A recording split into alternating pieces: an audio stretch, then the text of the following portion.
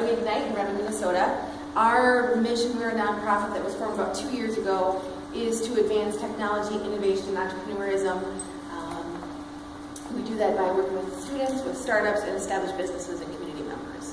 So one of the things that we've done to help the students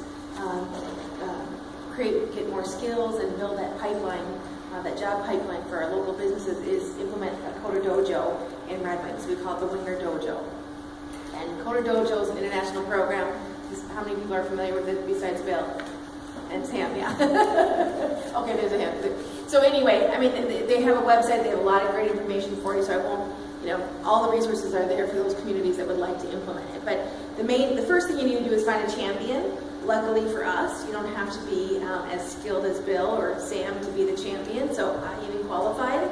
And so that's just really a person that registers the site and makes sure everything is done, kind of the back-end convener of all the good things. The first thing that's really important is to develop that team. You need a lot of mentors to work with the kids. And they have to be, obviously very skilled mentors. We're very lucky. A lot of mentors from our local businesses and organizations help our kiddos, and they've done a great job. The other important thing is to find a venue. So these tech centers would probably be a good place, schools, libraries. We have an innovation center with the gig right in the basement, so it's a great venue for them to be at. But the venue is very important. We also, provide all the food and snacks and drinks, so it looks like a fun place for these kids to hang out. That's not required. Shannon. Oh, laptops.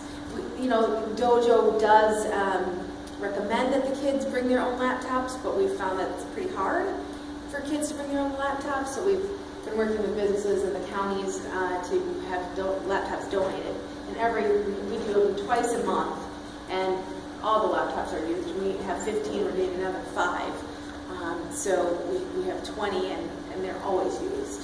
The other thing about the mentors is Dojo recommends a 3-to-1 ratio mentor-student, at max 5-to-1. So, you know what I mean?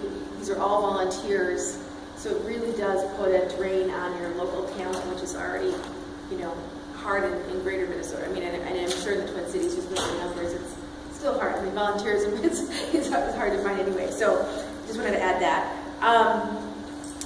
It's important to the planning of the dojo, getting the mentors involved, what their skill sets are. We started with Scratch. You'll see that it's kind of a basic thing on. I get in a lot of trouble. And she sits here and then I see that. Anyway, okay. People in good time. So,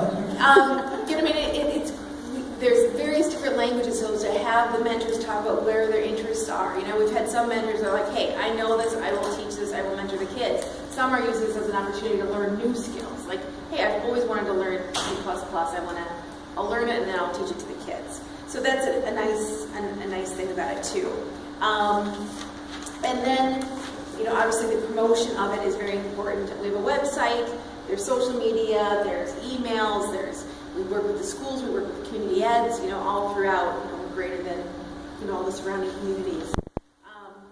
And so, that is the very brief intro of Dojo. Dojo, they work with kids 7 to 17 is the age frame. I forgot to mention that minor detail. Who are we talking about? So it's kids ages 7 to 17. So it's been a really, really fun.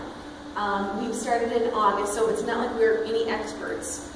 I'm like, Anne, you really want us to talk? Oh, okay. You're 2 pages ahead of us. That's an expert. Yeah. So I'm like, if you're sure, but we started in August, so we've had them. They do twice a month, and to see these kids really shine, like when they get it, and then at the end of the night we have them come up to the big screen and show the group what they've learned, and the presentation skills that they're learning too is really fun to see. So they're just getting a lot of different skills at social and obviously the computers and some presentation skills. It's been really rewarding to see the kids kind of light up. So, Is it a class or how long is it? You mentioned it. 90 minutes. 90 minutes. It's a one-time kind of. It's ebb and flow. So we don't charge anyone, and people come and go as they need with their schedule. So it's not like a set curriculum like in a K-12 curriculum. So mentors, we divide up in 3 different tables. kind of beginner, intermediate, and advanced. And they pick a table or they pick a language, and we're just... We're using Eventbrite for people to register, and that works so-so. Because it's really, the challenge that we have right now is that we're not getting... Take a picture of We're not getting the high school kids. So one, that's a group that would usually have their own computer, and we're not getting those in the room. And there was something else I was going to say about those kids, but I've already forgotten. But yeah, so they're relying on their parents to go in and register them each time for Eventbrite, which would be how we would plan for mentors and food and all that stuff. But again, that's hit or miss. And very few girls. We are getting some, but not enough girls, not enough high school kids, because they also are great mentors. So when we don't have enough adults in the room, because I can't tell them anything besides the licorice is over there. I mean, I'm not technical at all. So we really need the liquor. That's for our head. But we really need to try and drive that traffic to make it cool. So we can get a couple high school kids that would come and hang out and think it's cool and mentor the younger kids, and then they'd start to tell each